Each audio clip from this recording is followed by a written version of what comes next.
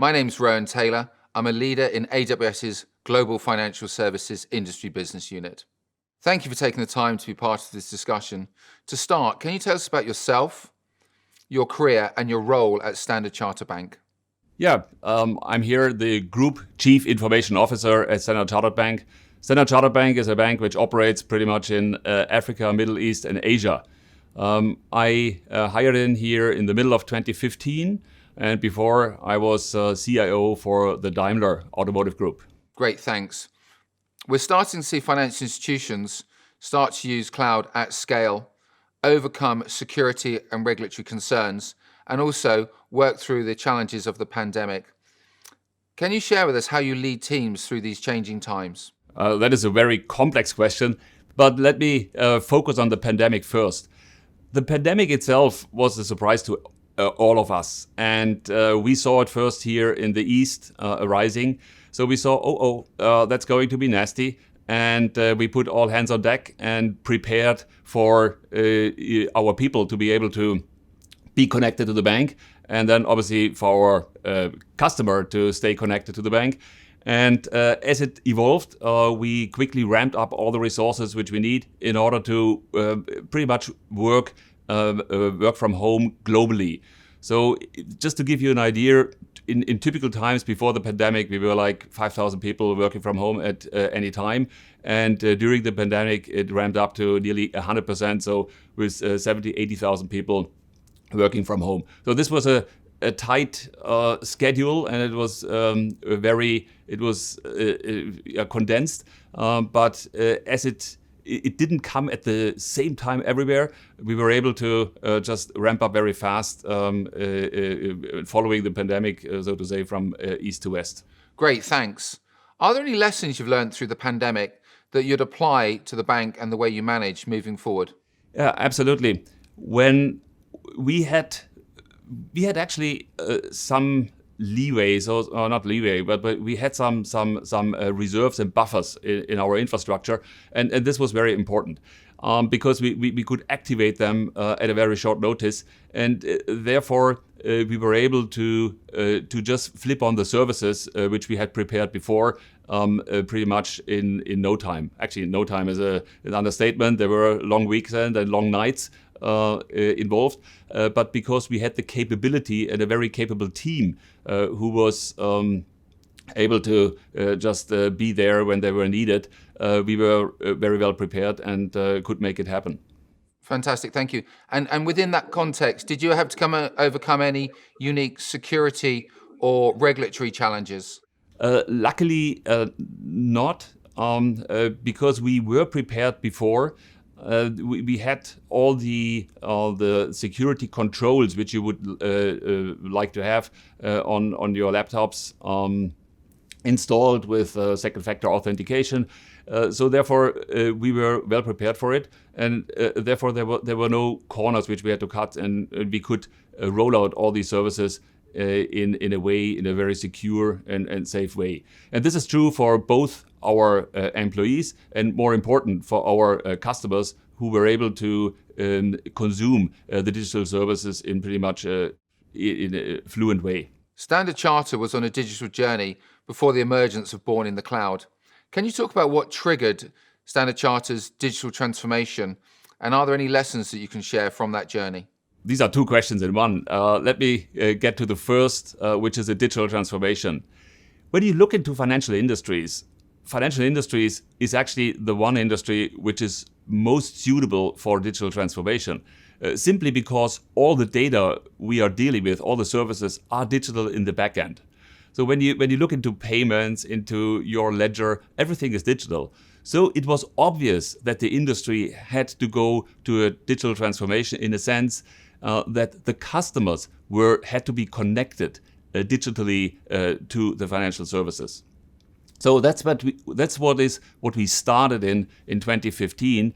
We were a pretty traditional bank with more than 160 years of legacy, and we decided we want to stay another 160 years at least, and therefore the digital transformation was no choice, but it was absolutely mandatory. So we started to invest a lot of money in the front end to convert all the services which were offered in the past in a manual way, on a semi-manual way, to convert them into digital offerings. This took place on the retail side as well as in the wholesale side. So we had invested a lot of money in digitizing the last mile so that customers could consume seamlessly all these banking services with their fingertips or on a mobile or on an internet device. Internally, though, we are still a bank with a considerable amount of employees. I mentioned before we are 85,000 employees who work in the front end and the back end. So the digital transformation obviously helped to bring the people closer to our customers on the one hand side, which means we enable services like video calls with our customers, or actually other online services, how relationship managers can be closer to the customers. On the back end, as many banks, we are in multi-locations, and therefore the collaboration across our footprint in absolute in 60 countries is paramount, and therefore it's very important that they stay connected and to work with others and collaborate in a very even way. So when the pandemic broke, we took this system on steroids, because before people were working on different locations, but they were still in the offices. But because we had the ability to dial them in from home with VPNs, we just took this to an extreme, and at the end, everybody was working at home. This was quite, for me, surprising, to be honest, to run a bank from 0 to 100, from office to work from home. But because we had prepared a lot in the past, we were able to achieve that. Standard Chartered's working with AWS to deliver a cloud-first market proposition. Michael, can you share with us your story and background with Mox Bank? In Hong Kong, we had the unique chance that the Hong Kong Monetary Authority issued virtual banking licenses. Hong Kong, just by way of background, is one of our most important markets, and we have been established there for a very long time. So it was clear that we want to be part of this fascinating experiment, and we applied for a license, which then at the end was granted. We decided to take that experiment to the extreme level and build an all-new digital bank, which has ultimate only focus on customer service and the best possible way of offering this service to our clients. So we started with a cloud-only based bank. We took all the latest and greatest components which we could find on the market and assembled them to a service which now went live in September. Just to give you an idea, onboarding in a typical bank takes 4 hours. You had to fill forms, and in some cases you still have to do. In Mox, we totally redesigned the onboarding process, and I think the record holder was able to onboard in less than 3 minutes through its mobile and by full digital verification. So this is a milestone in digital banking, and so far the success has been very good. Our customers value the service and the app in the App Store with very high marks. Thank you for that, Michael. And initially, was there any pushback during the development and implementation phases of your cloud-first strategy? Obviously, when we started the journey to the cloud, we had a lot of questions, and not only from the regulators, but also from our internal risk partners. You might know that in a bank there's a first line and second line of defense in risk, and there are many people who have their eyes over us that we do and watch that we do the right things.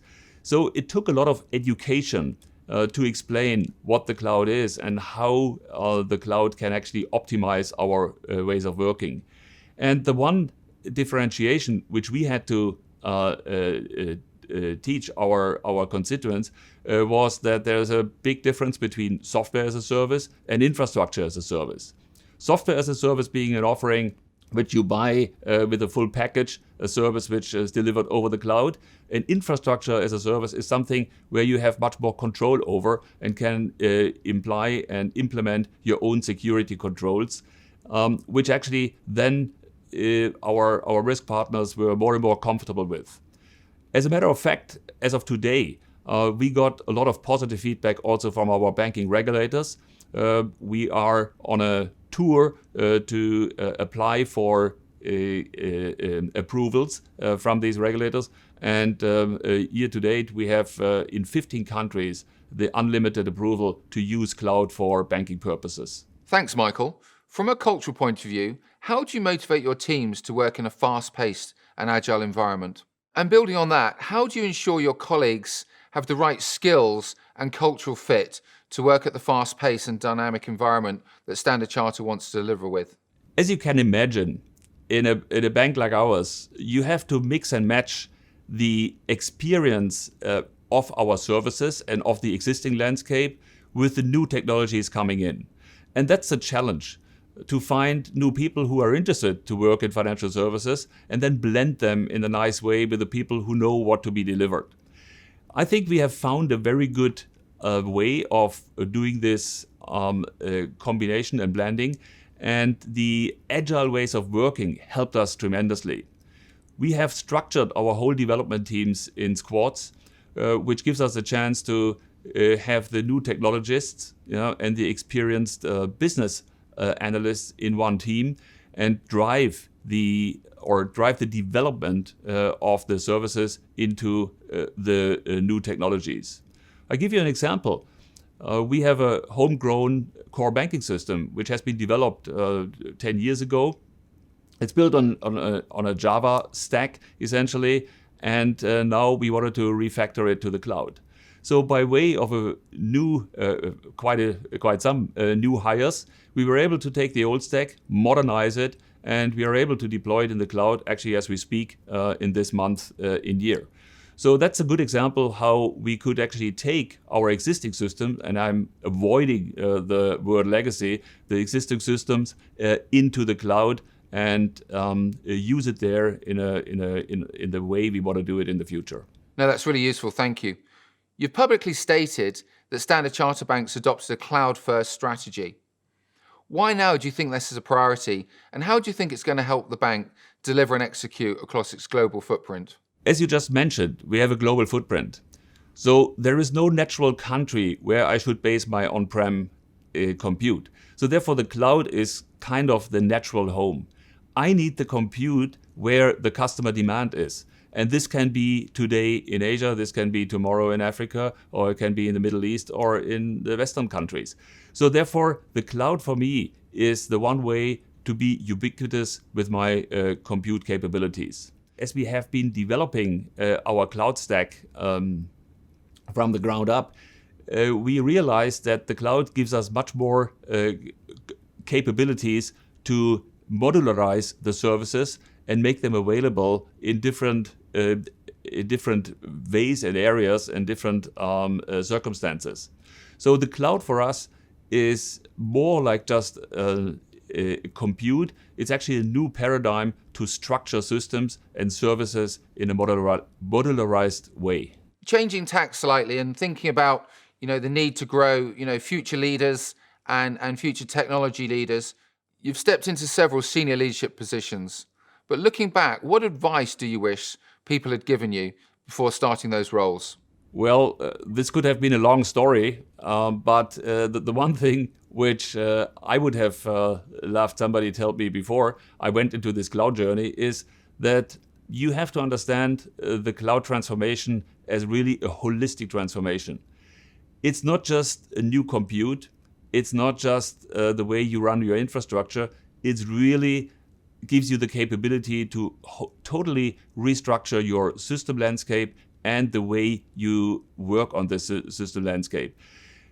But when we started, we were a little bit too much infra-focused in the beginning. So we realized along the way that there's much more we can do with it. And that's the reason why in the second wave, I would say, in our cloud journey, I think we now got it right. And we set up a cloud transformation team which looks at this in a very holistic way. Holistic means we have the developer, the infra, the security people all in one room, and they design the solution from the ground up. Looking forward and hopefully, moving into a more positive year next year, is there anything you can share about where you think Standard Chartered Bank is heading and the future direction of the bank? As I said at the beginning, Standard Chartered has been here for 160 years. And our clear intention is to stay at least the same time in the future. This is only possible by ruthlessly going through our internal processes and our interaction with the customers and transform everything we have into in the digital way. But we don't stop there, because digital is good, and digital only is good for your day-to-day transformation or your day-to-day transactions. There are moments where you have high emotions or high values, where you want to talk to people. So our mantra is to bring the people into the play whenever it's needed. This could be in a retail customer when he has to make a very high-profile decision. He wants to have a human at his side who helps give him the right consultancy and advice at the moment. Or when we talk about commercial and corporate customers, they have a technical integration problem. We want to just beam in our technical experts at the moment when they need them best. And that is the idea we are following. We are fully digitalizing our bank, but we put a little bit of a human touch to it. Thanks, Michael. That's really interesting. And also, what would you say from those experiences are your top 3 priorities moving into the next 12 to 24 months? The 3 priorities I'm focusing on is to make compute ubiquitous. The services must be available anywhere where we are, everywhere where we are, and this is on a pretty broad footing. Obviously, cloud computing plays a vital role, but it goes further in combining the on-prem and our cloud services in a nice way. The second priority is to continue with our journey on the transformation of the landscape. We want to build one system for one function, which means we are massively harmonizing our stack and evolve the stack in a way that we can use the functions in many different customer journeys. We are living in unprecedented times. It's not clear how the world will evolve over the next couple of weeks, months, or years. So therefore, we have to be flexible, and we cannot rely on the fact that one area is secure and stable and the other is also or is not. So therefore, we have to be able to be flexible with our compute. And that's the reason why we decided, well, compute is not something which has a physical instantiation, but compute is a capability. And this capability must be available where the need is. And therefore, I have to have the capability to shift my compute power wherever my biggest need for service is. This might be in Africa because we run a campaign there. This might be in the Middle East because something is going on there. Or this might be in the eastern part in Asia where you have elections or whether kind of market events. So compute is a capability which needs to be ubiquitous and cannot be located into one spot. When you do a digital transformation, you have a lot of requirements coming from the business. And actually, you don't have the luxury to repeat your capabilities over and over again. So therefore, when you once develop something, you have to develop it in a way that it is solid, secure, and super stable. We build our components in that way that they can do certain things, and these certain things are rock solid and built in a very nice way. The only way to get these services is by means of APIs or message-based protocols. And when you apply these artifacts only, these services can be used by many other services in the best possible way. So this old concept of the service-based architecture, which has been around for generations, I think now with cloud computing and the capability we have in our current software is really coming to life and helps us with the digital transformation. Or let me put it even stronger. It's the cornerstone and the basis for any successful digital transformation going forward. And the third, and definitely not least important, is the transformation of our way of working. We transform the bank in a full agile working style. That means business and IT work in small teams and tribes to achieve certain customer functionality and realize customer journeys. So these are the three priorities for the next 2 years. Michael, you spoke about one of your priorities being organizing your teams for agile development. I'm wondering what you've learned during this process, and is there any best practices that other leaders could benefit from? When we started agile development, we thought it's something which is focused and confined to the technical teams. We learned very, very fast that this is not the case. Agile development is more a concept. It's a paradigm. It's a new ways of working. So very quickly, we had to extend this concept of agile development from the pure developers to the business and then to the infrastructure. And by doing this, we ended up transforming the whole bank, essentially. Now we are in full swing of this, and we see the advantages which come in by having this decisive transformation of your ways of working from the front, the business, to the infrastructure as well. Then sometimes what we came across is, as you can imagine, in big organizations, processes, they change only very slowly.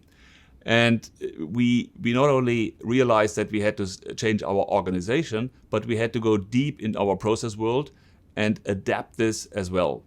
We are still working on that one, to be honest, but this will give us the biggest advantage and the biggest boost in that transformation. Michael, thank you very much for taking the time to speak with us today, sharing your experiences and insights in working with AWS. Thank you for having me.